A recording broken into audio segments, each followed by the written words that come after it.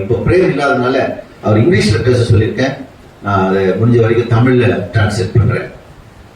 அதனால அடுத்த வாரம் கண்டிப்பா அந்த புது மைக் வரும், அது கார்ட்லெஸ் மைக்கு, அதனால அதை யூஸ் பண்ணலாம். இந்த வேளையிலே சகோதரர் ஜான்சன் ப்ளீஸ். Good morning. காலை வணக்கம். From New Union Church of Christ, Manchester, USA, and West Church of Christ, Khammam, which belongs to Telangana state in South India. முதலாவதாக உங்கள் அனைவருக்கும் வாழ்த்துக்கள். நாங்கள் கூடி வருகிற West Khammam Church of Christian சபையின் சார்பிலும் என்னை அனுப்பி வைத்த அமெரிக்க ஐக்கிய நாட்டினுடைய நியூ யூனியன் கிறிஸ்டியன் சபையின் சார்பிலும் உங்கள் அனைவருக்கும் என்னுடைய வாழ்த்துக்களை தெரிவித்துக் கொள்கிறேன். I thank God He has given me wonderful privilege to stand before you and preach the word of God among you. உங்கள் முன்பாக நின்று கடவுளுடைய வார்த்தையை பேசும்படி கடவுள் கொடுத்த நல்ல வாய்ப்புக்காக தேவனை நான் ஸ்தோத்திரிக்கிறேன். As our beloved brother Jayakumar sir said, I came here on my mission work and sharing the word of God. நம்முடைய அன்பு சகோதரர் ஜெயக்குமார் சொன்ன வண்ணமாக ஊழிய பயணத்தின் நிமித்தமாக நான் வந்து இந்த வேத வசனங்களை உங்களோடு கூட பகிர்ந்து கொண்டிருக்கிறேன். So my dear brothers and sisters, English is not my mother tongue, and you know well that I am from Telugu. என் அன்பு சகோதர சகோதரிகளே, நான் தெலுங்கு மாநிலத்திலிருந்து வந்திருக்கிறபடினாலே ஆங்கிலம் என்னுடைய தாய்மொழி அல்ல.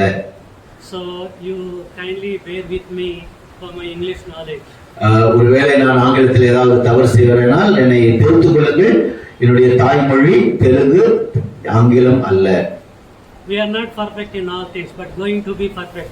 நாம் எல்லாவற்றிலும் பூரணர் என்று சொல்ல முடியாது, ஆனால் ஒரு சில விஷயங்களிலே நாம் பூரணராகும்படி கடந்து செல்வோம். According to the John statement only, I am sharing all these things. சுவிசேஷகர் யோவான் சொன்ன விஷயத்தை பற்றி தான் நான் பேசிக் கொண்டிருக்கிறேன். Okay. Anyhow, thank you for your love and receiving me as a family member here. உங்களுடைய அன்புக்காகவும் என்னை உங்களுடைய குடும்பத்தில் ஒருவனை போல நீங்கள் ஏற்றுக்கொண்டதற்காக நான் தேவனை ஸ்தோத்திரிக்கிறேன். Now my subject is church growth. சபையின் வளர்ச்சி பற்றி என்னுடைய பாடமாக நான் வைத்திருக்கிறேன். If you want to keep all reference in your notebook, you most welcome. ஒருவேளை நான் சொல்லுகிற வசன பகுதியை நீங்கள் குறித்துக் கொள்வீர்களானால் நல்லது, நீங்கள் அதை குறித்துக் கொள்ளும்படி கேட்டுக்கொள்கிறேன். For your kind information, I am going to close my subject within short time. ரொம்ப நேரம் எடுத்துக்கொள்ள மாட்டேன், சீக்கிரமாக நான் என் செய்தி முடித்து விடுவேன், பயப்படாதீர்கள். My subject is church growth. நான் இன்று உங்களோடு பேச விரும்புகிற தலைப்பு சபை வளர்ச்சி. Which church growth?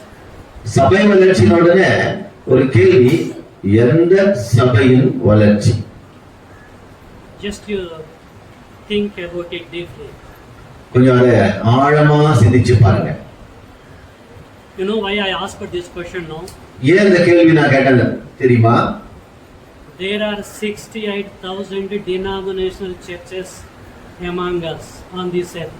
இந்த பூமியில உலகம் முழுவதும் 68,000 பிரிவினை கூட்டங்கள் இருக்குதா? Among them, no problem. Come, that's running. Running? Yeah. Okay. You know that nodding. It's running. Light is coming in. Maybe the screen is on. No problem. Okay. So, among that 68,000 denominational churches, Church of Christ is the one of the church. இன்னைக்கு 68,000 பிரிவினை கூட்டம் இருக்கு. அதுல கிறிஸ்து சபையும் ஒன்று. Not only that, there are so many churches among the public. பொதுமக்கள் மத்தியில் கூட நிறைய சபைகள் இருக்கிறது. Now, among them, to which church I am going to preach the word of God? சரி, இத்தனை சபைகள், இத்தனை ஆயிரம் பிரிவுகள் இருக்கிறது, எந்த சபையினுடைய வளர்ச்சி குறித்து நான் பேசுகிறேன்? I am preaching about the Church of Christ. இங்கே சபையின் வளர்ச்சி என்று சொல்லும் பொழுது அது கிறிஸ்துவின் சபையின் வளர்ச்சி. I am preaching about the church of Christ growth only. You should not forget that thing. ஒரு விஷயத்தை நீங்க மறக்க கூடாது. கிறிஸ்துவின் சபை வளர்ச்சியை பற்றி தான் நான் பேசுகிறேன், மற்ற சபையின் வளர்ச்சியை பற்றி அல்ல. Why should we concern about other churches? Why should think about them? It's not our business, no. அதாவது மற்ற சபைகளை குறித்து நான் ஏன் பேசணும்? அது நம்முடைய வேலை இல்லையா? அது நம்முடைய வேலை இல்ல. நம்முடைய சபை வளர்ச்சியை குறித்து தான் நான் பேச வேண்டும். So kindly attention please and hear the word of God. ஆக தயவு செய்து கவனமா நான் சொல்ற வார்த்தையை கேளுங்க. You know, why should preach and teach? Why should know the church growth? சபை வளர்ச்சி குறித்து ஏன் பிரசங்கிக்கணும்? சபை வளர்ச்சி குறித்து நாம் ஏன் தெரிந்து கொள்ளணும்? Because காரணம் இதுதான். God wanted the church growth before foundation of this world. இந்த உலகம் உண்டானது முதற்கொண்டே தேவன் சபை என்று ஒன்றை உருவாக்கணும், அந்த சபையானது வளர வேண்டும் என்று தீர்மானம் வைத்திருந்தார். Because of that reason only we should learn about the church growth. அந்த காரணத்திற்காக தான் சபையை பற்றியும் சபையின் வளர்ச்சியை பற்றியும் நாம் அறிந்து கொள்ள வேண்டும். That is why in first century churches grow like anything in Judea, Samaria and Galilee. ஆகவேதான் முதல் நூற்றாண்டிலே நீங்க அப்போஸ்தலர்கள் புத்தகத்தை பார்க்கும் பொழுது எருசலேமில் ஆரம்பித்த சபை யூதேயா, சமாரியா, கலிலேயா என்று வளர்ந்து பெருகியது. So like that only God wanted to grow churches in this century also until our death. இந்த நூற்றாண்டிலே நம்முடைய மரணம் வரைக்கும் சபையானது இப்படியே வளர்ந்து வளர்ந்து பூமியை நிரப்ப வேண்டும் என்பது தேவனுடைய சித்தம்.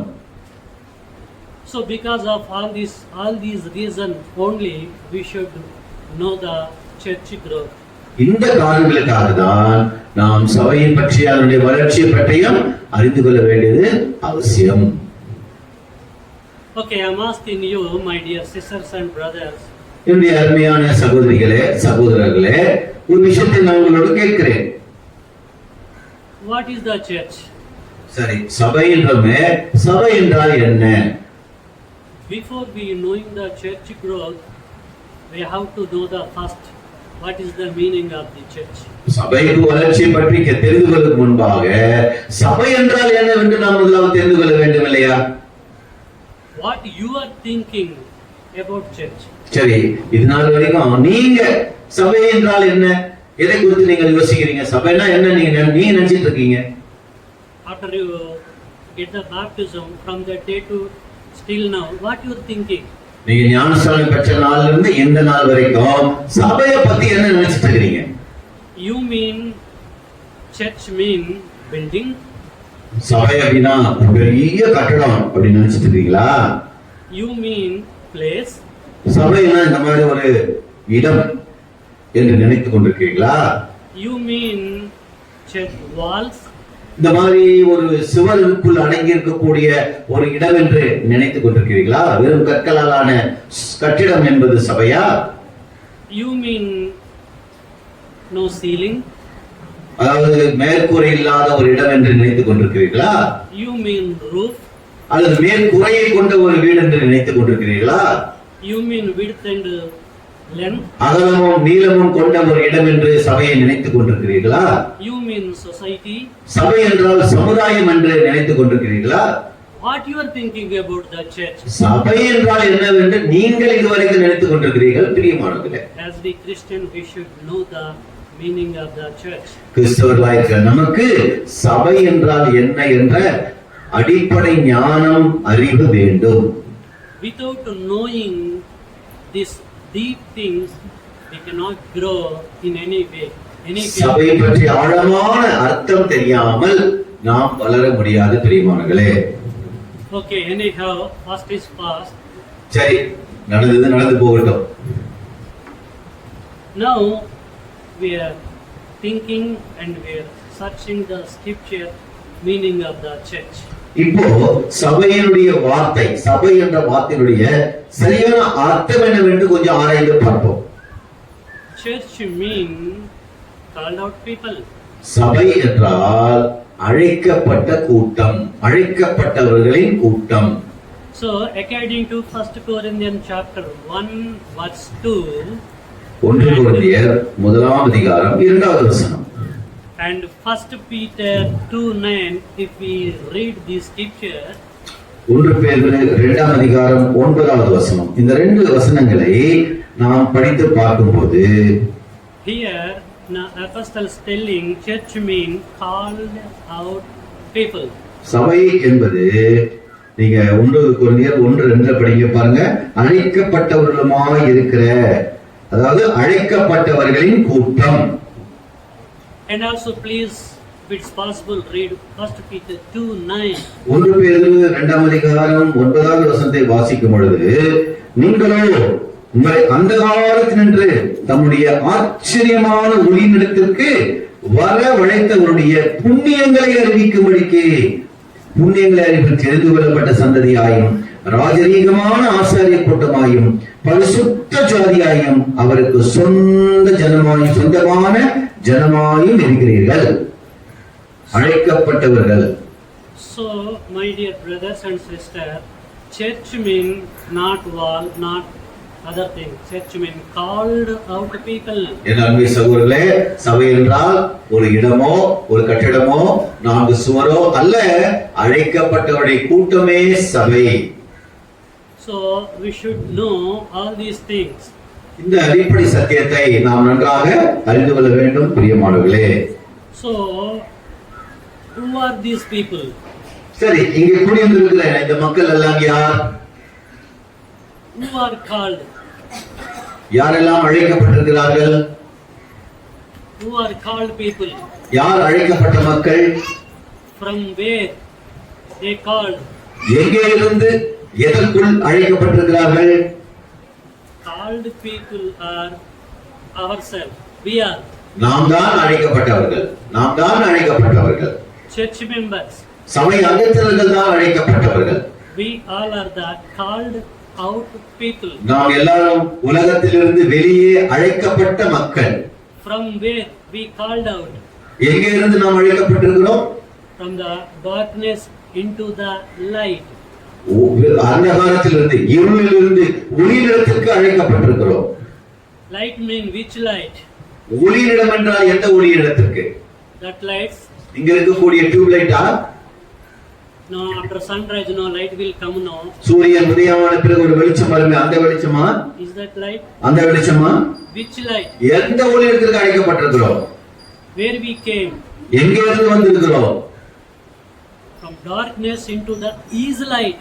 அது ஒளியிடத்திற்கு என்றால் அவருடைய ஒளியிடத்திற்கு, இருளிலிருந்து தேவனாகிய ஒளியிடத்திற்கு வந்திருக்கிறோம். Because in Bible saying about like God is light. வேதம் தெளிவாக சொல்கிறது தேவன் ஒளியாய் இருக்கிறார் என்று. So brothers and sisters, we all are called out people. We are Christians and we are saints. We all are came out from that place to this place. ஆகவே பிரியமானவர்களே, நாம் இருளின் அதிகாரத்திலிருந்து அன்பின் குமாரனுடைய ராஜ்யத்திற்கு, அதாவது ஒளியின் ராஜ்யத்திற்கு நாம் அழைக்கப்பட்டிருக்கிறோம். உலகத்திலிருந்து அவருடைய சமூகத்திற்கு அழைக்கப்பட்டிருக்கிறோம். So according to all this scripture, what we came to know, what is the meaning of the church? சரி, இதிலிருந்து இவ்வளவு வசனங்களை படித்தோமே, சபை என்றால் என்ன, அதனுடைய அர்த்தம் என்ன? Called out people. அழைக்கப்பட்டவருடைய கூட்டம். We are. நாம் தான் அந்த கூட்டம். Not walls. இந்த சுவர்கள் அல்ல. Not other things. வேற எதுவும் அல்ல. சபை என்றால் நீங்களும் நானும் தான் சபை. So without knowing this truth, that 68,000 denomination people, what they tell among the people, brother, please come to my church. Just you come and see my church building, my church, how it is. Like that, they tell among the people. இந்த சத்தியத்தை தெரியாத 68,000 பிரிவினை கூட்டத்தார் என்ன சொல்றாங்க, கொஞ்சம் வந்து எங்க சர்ச்சை பாருங்க, கொஞ்சம் வந்து எங்க சர்ச்சை பாருங்கன்னு சொல்றாங்க. அவங்க என்ன சொல்றாங்க, அவங்க பெரிய பெரிய கட்டிடத்தை தான் சர்ச் என்று சொல்கிறார்கள், பெரிய பெரிய கட்டிடத்தை தான் சபை என்று சொல்கிறார்கள். Without knowing the meaning of the church, they are following like this. They are showing physical church building and walls and everything. சபை என்றால் church, that is my church. சபை என்றால் உண்மையான அர்த்தம் என்னவென்று அறியாத மக்கள் கட்டிடங்களையும் மண் சுவர்களாலான பெரிய பெரிய கட்டிடங்களையும் காட்டி இதுதான் என்னுடைய சபை, இதுதான் என்னுடைய சபை என்று சொல்லிக் கொடுக்கிறார்கள். அது கட்டிடங்கள் தான், சபை அல்ல. So church means people and saints and Christians. Who they are? We all are the church. சபை என்றால் கிறிஸ்தவர்கள் தான் சபை, அழைக்கப்பட்டவர்கள் தான் சபை. யார் சபை? நீங்களும் நான் தான் சபை. Okay, number 2 in my topic, what is growth? என்னுடைய செய்தியினுடைய இரண்டாவது பகுதி, சபை வளர்ச்சி என்று சொன்னேன். சபை என்றால் என்ன என்று சொன்னேன். வளர்ச்சி என்றால் என்ன? What is the meaning of growth? வளர்ச்சியினுடைய அர்த்தம் என்ன? What is the definition of growth? வளர்ச்சியுடைய உண்மையான அர்த்தம் என்ன? You know why I am asking this question now? இந்த கேள்வி நான் ஏன் கேட்கிறது தெரியுமா? God has planned for us. நமக்கென்று கடவுள் தேவன் ஒரு திட்டம் வைத்திருக்கிறார். God wanted to church growth. அப்படிப்பட்ட திட்டத்தில் ஒன்று சபை வளர வேண்டும் என்று ஒரு திட்டம். Before foundation of this world, He has planned. உலகத்தோற்றத்துக்கு முன்பாகவே சபை என்பது வளர வேண்டும் என்று தேவன் தீர்மானித்திருந்தார். So that's what I'm telling you. What is growth? இப்போ இரண்டாவது பகுதி, வளர்ச்சி என்றால் என்ன? So here Apostle Peter writing this information to the Christians. 1 Peter 2:9, 1 Peter 2:1 and 2. If you read that scripture now, 1 பேதுரு இரண்டாவது அதிகாரம் 1-2 வசனத்தை okay, 1, 2, 3. 1, 2, 3 வாசிக்கும் பொழுது பாருங்க, இப்படி இருக்க கர்த்தர் தயவுள்ளர் என்பதை நீங்கள் ருசி பார்த்தது உண்டானால் சகல துர்க்குணத்தையும் சகலவித கபடத்தையும் வஞ்சகங்களையும் பொறாமைகளையும் சகலவித புறங்கூடுதலையும் ஒழித்து விட்டு நீங்கள் வளரும்படி புதிதாய் பிறந்த குழந்தைகளைப் போல திருவசனமாகிய கலங்கமில்லாத ஞானப்பாலின் மேல் வாஞ்சையாயிருங்கள். So here Peter telling to the Christian, church growth is saying it's growing up healthy.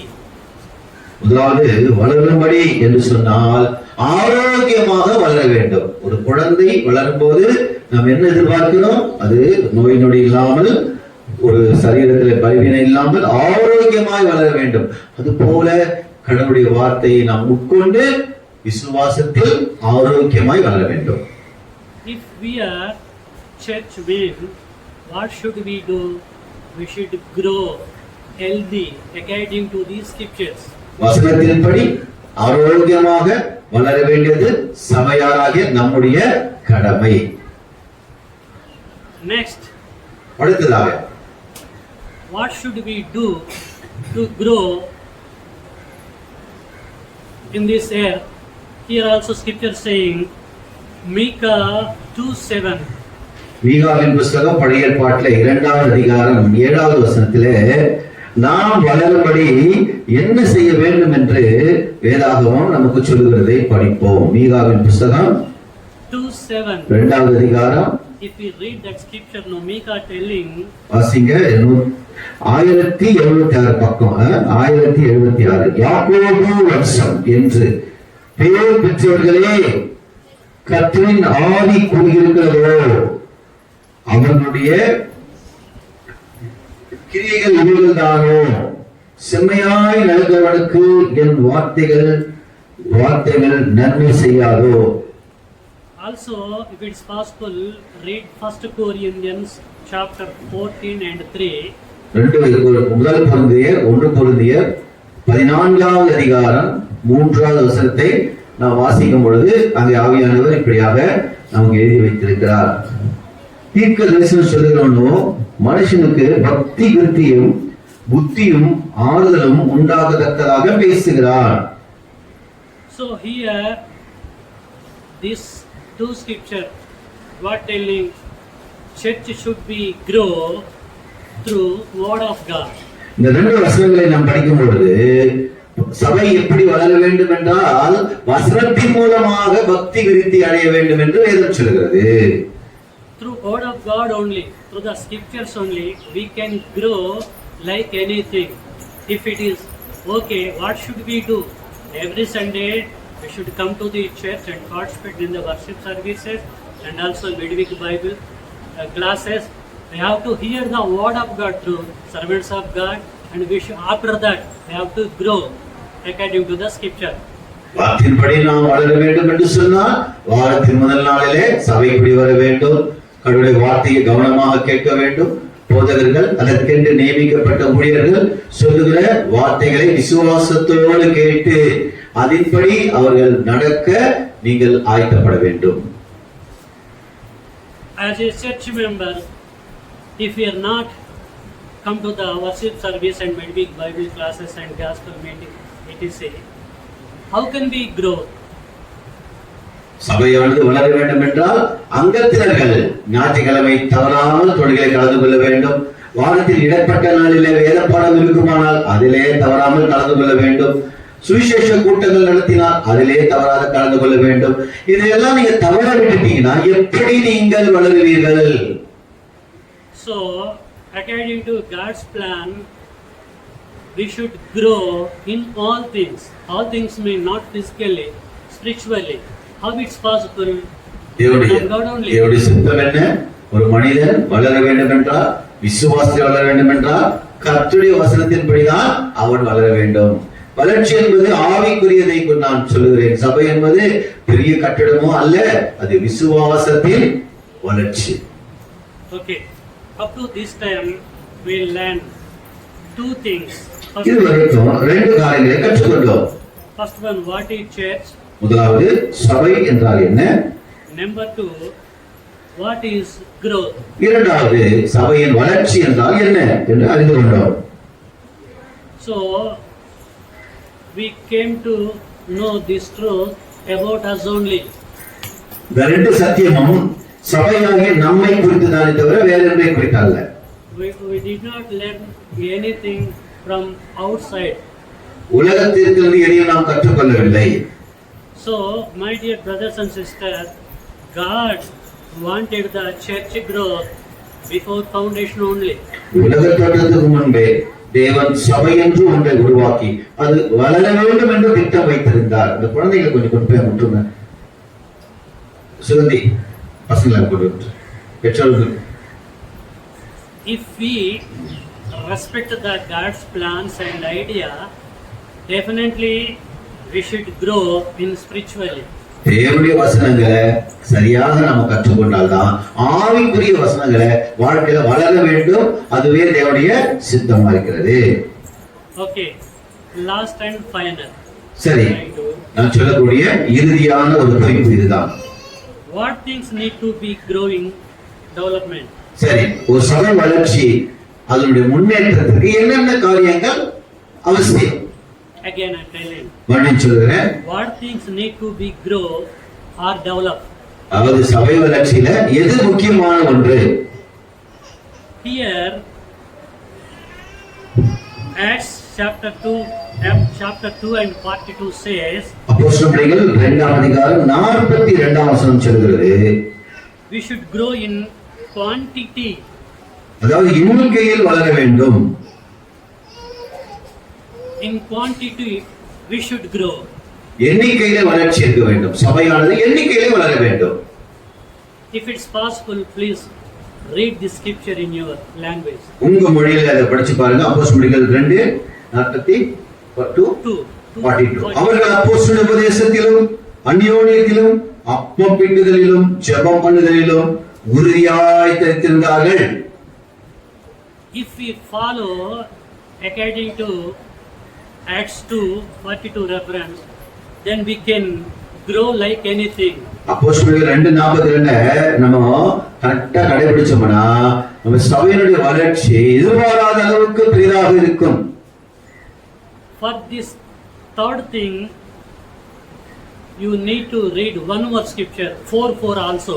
இதுல 4ஆம் அதிகாரம் 4வது வசனம் அப்போஸ்தலர்கள் 4:4 வாசிக்கும் பொழுது, வசனத்தை கேட்டவுடனே அநேகர் விசுவாசித்தார்கள், அவர்கள் தொகை ஏறக்குறைய 5000 இருந்தது.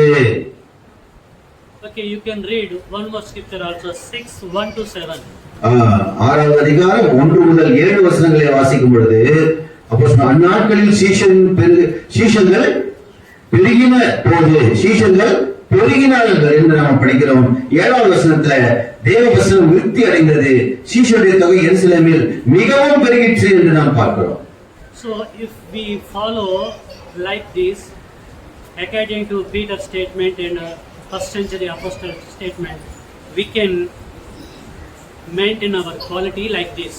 அப்போஸ்தலருடைய உபதேசத்திலே நாம் வளர்ந்தால், தேவனுடைய வார்த்தையின்படி நாம் நடந்தால், இப்படிப்பட்ட குணநலன் அதிகமாக எண்ணிக்கையிலே நாம் வளர முடியும்.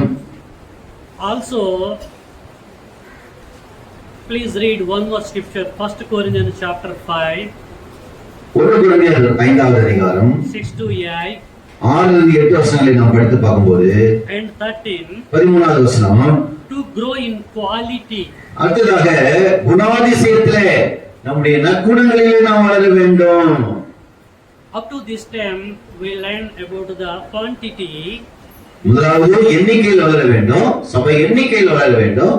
Here Paul telling quality, we should maintain the quality.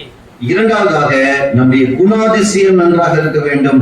8ஆம் வசனத்திலே படிக்கிறோம், அதாவது துர்குணம் பொல்லாப்பு என்னும் புளித்த மாவோடு அல்ல, துப்புரவு உண்மை என்னும் புளிப்பில்லாத அப்பத்தோடு என்று சொன்னால் நம்முடைய குணாதிசயம் நன்றாக இருக்க வேண்டும். 13ஆம் வசனத்திலே பொல்லாப்பானவனை உங்களை விட்டு தள்ளி போடுங்கள் என்று சொல்லும் பொழுது பொல்லாத காரியம் நம்மிடத்துல இருக்கக்கூடாது. Dear brothers and sisters, if we are church now, if we don't have this quality, we can't grow now. இந்த குணாதிசயம் நமக்குள் இல்லை என்றால் சபையானது சரியாக விகிதத்தில் வளராது. So what things need to be grow mean we need quality and quantity. ஆகவே சபையிலே நமக்கு 2 காரியம் தேவை. ஒன்று, எண்ணிக்கை வளர வேண்டும், நாம் எல்லாரும் நல்ல பிள்ளைகளாக குணத்திலும் வளர வேண்டும். Without having this quality in us, we can't grow. இந்த குணாதிசயம் இல்லை என்றால் நம்மாலே வளர முடியாது. Okay, what things need to be grow? சரி, நாம் சபை வளர என்ன செய்ய வேண்டும்? We see one more scripture இன்னொரு வசனத்தை நாம் வாசிப்போம் from the Bible. வேதத்திலிருந்து. Apostles Book of Acts chapter 14:23. அப்போஸ்தலர் நடவடிக்கைகள் 14ஆம் அதிகாரம் 23வது வசனம். Also 15 and 22-27. 15வது அதிகாரம் 22லிருந்து 27 வசனங்களை வாசிக்கும் பொழுது, If we read this scripture, இந்த வசனங்கள் சபை எப்படி ஆதி காலத்திலே வளர்ந்தது என்பதை நாம் அறிந்து கொள்ளலாம்.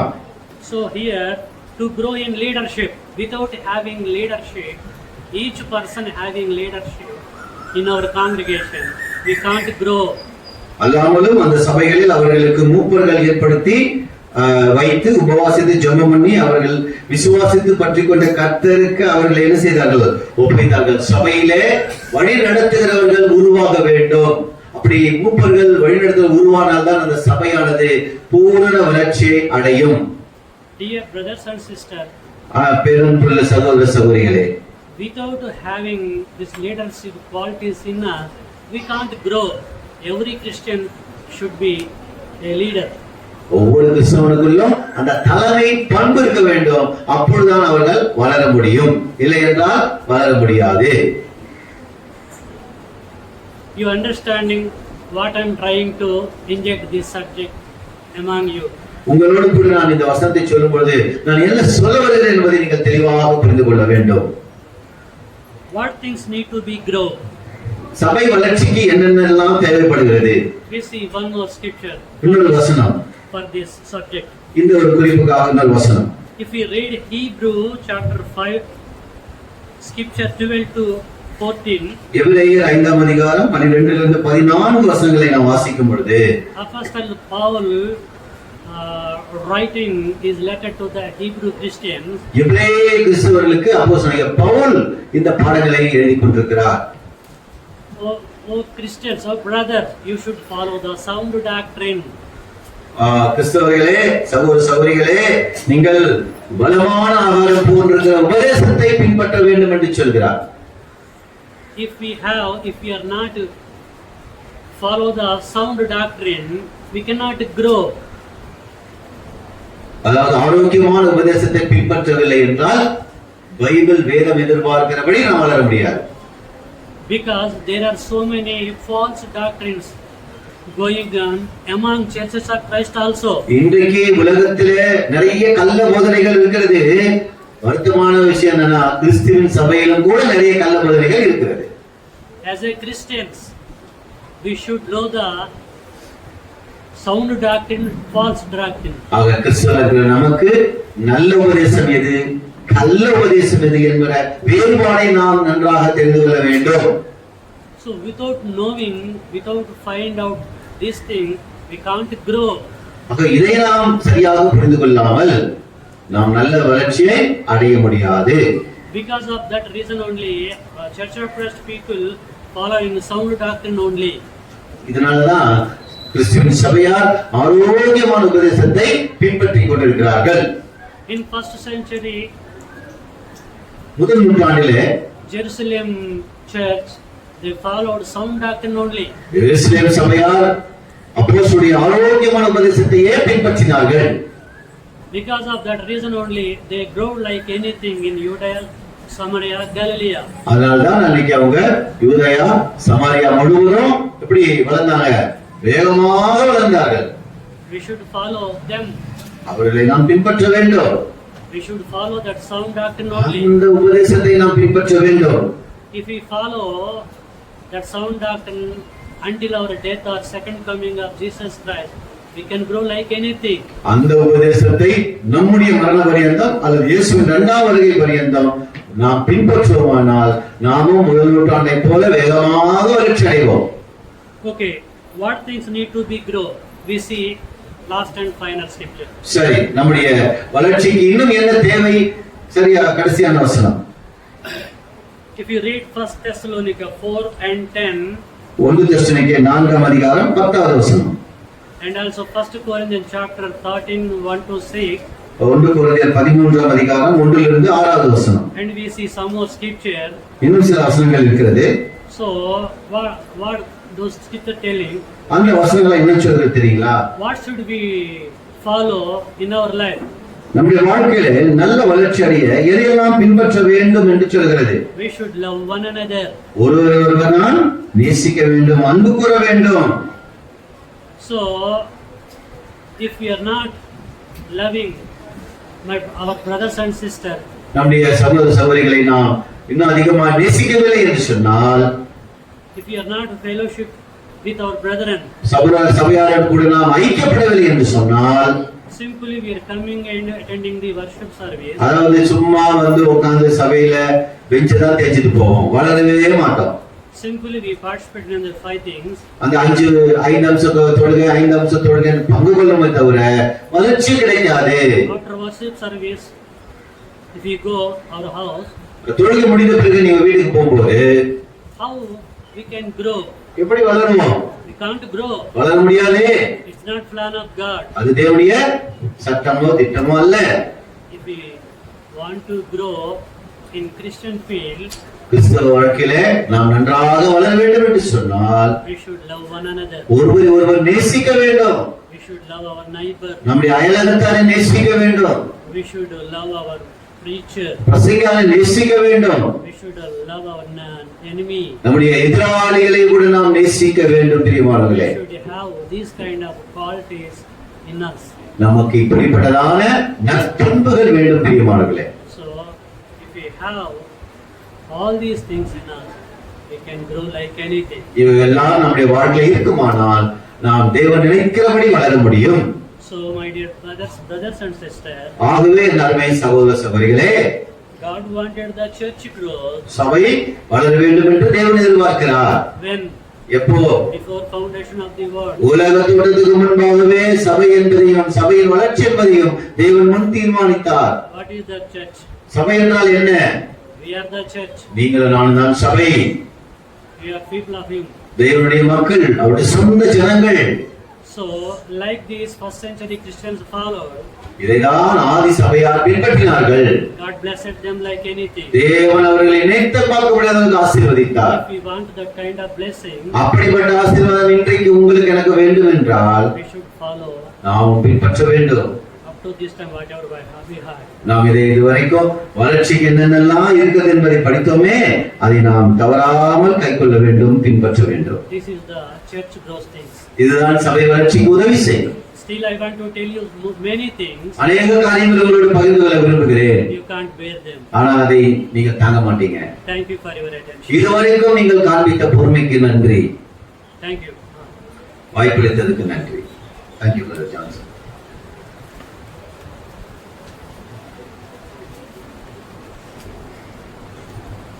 I thank Brother Johnson for your short and sweet message on church growth. சபையின் வளர்ச்சி, சபை எப்படி இருக்க வேண்டும், சபை வளர்ச்சி எப்படி இருக்க வேண்டும் என்று சுருக்கமாகவும் அதே சமயத்தில் நம்முடைய மனதில் பதியும் மனமாகவும் நல்லதொரு செய்தி கொடுத்த நம்முடைய அன்பு சகோதரர் ஜான்சன் அவர்களுக்கு ராயப்பேட்டை பகுதியில் கூடி வருகிற கிறிஸ்துவின் சபையின் சார்பிலே நன்றிகளை நான் தெரிவித்துக் கொள்கிறேன். நம்முடைய ஐயாவுக்கு வந்து ஏறக்குறைய 80 வயசு. 9 மணிக்கு வந்துட்டாரு. வெயிட் பண்ணி பார்த்தாரு. ஒருத்தர் வந்தா கூட பிரசங்கம் பண்ணிட்டு இருப்பாரு. யாரும் வரல. பார்த்து போயிட்டாரு. கம்மம்ல இருந்து, தெலுங்கானா மாநிலம் கம்மம்ல இருந்து ஒரு சகோதரர் வந்தாரு. 42 வருஷ சபைக்கு சபை வளர்ச்சி பத்தி இன்னும் பேச வேண்டியதா இருக்குது பாருங்க. 42 வருஷத்துல நித்தியத்துக்குள் செல்ல முடியாது. நாம் சொற்ப ஜனமாக இருக்கலாம். இந்த வெயிலிலே அனலிலே அவதைப்பட்டு கொண்டு நீண்ட நேரம் கூட உட்கார முடியாமல், என்ன மாதிரி வந்து சாம் எஸ் குமார் கீழே தரையில் சம்மணம் போட்டு உட்கார மாதிரி நீண்ட நேரம் உட்கார முடியாது.